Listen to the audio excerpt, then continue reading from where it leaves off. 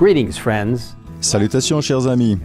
Dans la dernière vidéo, poursuivant notre étude du livre La tragédie des siècles, nous avons terminé par l'histoire de John et Charles Wesley en voyage missionnaire dans ce qui étaient alors les colonies britanniques d'Amérique. Au cours du voyage, le navire fut pris dans une terrible tempête en mer et alors que John craignait pour sa vie, il fut profondément touché par la paix manifestée par les Moraves tout au long de la tempête. Pendant son séjour en Amérique, Wesley passa quelque temps avec les Moraves et fut profondément impressionné par leur foi et leur vie chrétienne. De retour en Angleterre, sous l'enseignement d'un prédicateur morave, Wesley acquit une compréhension plus claire de la foi biblique. Dans la tragédie des siècles, nous lisons qu'il comprit que pour obtenir le salut, il faut renoncer à ses propres œuvres et s'en remettre entièrement à l'agneau de Dieu qui ôte le péché du monde. Une fois qu'il eut accepté le Christ par la foi et la compréhension de Wesley continuèrent à croître, et son cœur brûla du désir de répandre partout ce qu'il avait découvert comme étant vrai. Sa vie et sa foi étaient désormais équilibrées. La grâce de Dieu en Jésus-Christ est le fondement des espérances du chrétien, écrit Ellen White. Et cette grâce se manifeste par l'obéissance. Wesley consacra sa vie à la proclamation des grandes vérités qu'il avait reçues. La justification par la foi au sang expiatoire du Sauveur et la puissance régénératrice du Saint-Esprit dans le cœur, vérité dont le fruit est une vie conforme à celle de Jésus. Malheureusement, le message de la justification et celui d'une vie transformée par la puissance du Saint-Esprit ne furent pas bien accueillis par beaucoup. À l'université où ils étudiaient, les frères Wesley devinrent l'objet de mépris et de dérision. Eux et les quelques autres qui sympathisaient avec eux étaient appelés avec mépris « méthodistes » par leurs camarades de classe.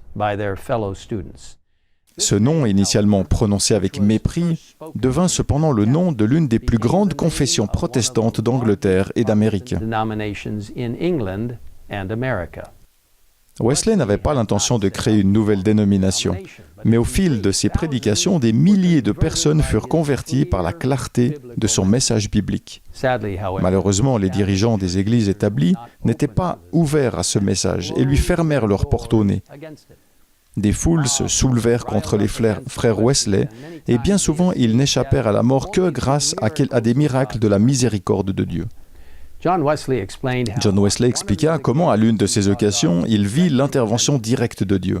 « Plusieurs tentèrent de me précipiter sur le radillon d'une colline, déclara-t-il. Mais je ne fis ni un faux pas, ni la moindre glissade, jusqu'à ce que je me trouvasse hors de leur atteinte. »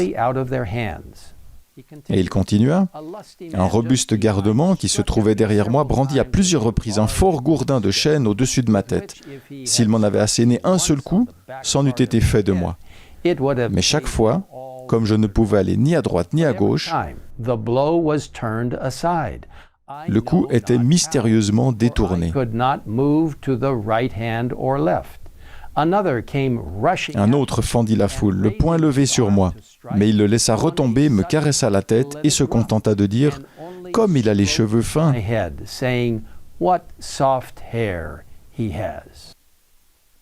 Non seulement les Wesley furent persécutés, mais leurs disciples furent également confrontés à la violence. Il n'était pas rare que la population allât de maison en maison, saccageant tout, s'emparant de tout ce qui lui convenait et maltraitant honteusement hommes, femmes et enfants. Parfois, les gens disposés à briser les fenêtres et à piller les maisons des méthodistes étaient convoqués par voie d'affiche et se donnaient rendez-vous.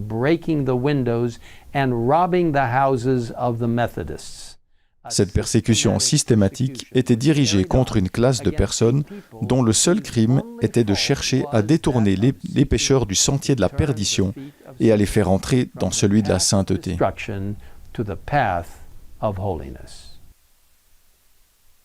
Tout au long de l'histoire, nous avons vu que bien que les disciples de Dieu aient souvent été persécutés, sa vérité continue d'avancer sans qu'on puisse l'arrêter. Pendant plus de 50 ans, Wesley continua à accomplir fidèlement le travail que Dieu lui avait confié prêchant l'évangile de la grâce de Dieu et glorifiant sa loi. À la fin de sa longue vie, à l'âge de 87 ans, ses disciples étaient plus d'un demi-million. Dans Éphésiens 4, versets 1 et 2, nous lisons « Je vous demande donc instamment de vous conduire d'une manière digne de l'appel qui vous a été adressé. Soyez toujours humbles, aimants et patients. Supportez-vous les uns les autres avec amour. » Aujourd'hui, Dieu nous appelle à suivre la vérité qu'il a révélée à travers sa parole, faisant connaître au monde sa merveilleuse grâce et sa puissance pour nous aider à vivre d'une manière qui lui soit agréable. Et maintenant, prions ensemble. Père Céleste, merci pour les merveilleux conseils et instructions de la parole de Dieu qui nous aident à comprendre que nous sommes sauvés par la grâce, que nous sommes justifiés par le sang de Jésus et que nous sommes sanctifiés par la présence du Saint-Esprit, nous aidant jour après jour à suivre tes traces. Seigneur, bénis-nous alors que nous réapprenons chaque jour à être de véritables disciples de Jésus-Christ. Merci pour la parole de Dieu et pour ceux qui nous ont précédés, pour nous ouvrir la voie dans l'apprentissage d'une vie pieuse par la puissance de l'Esprit Saint. Nous te le demandons au nom de Jésus. Amen. Amen.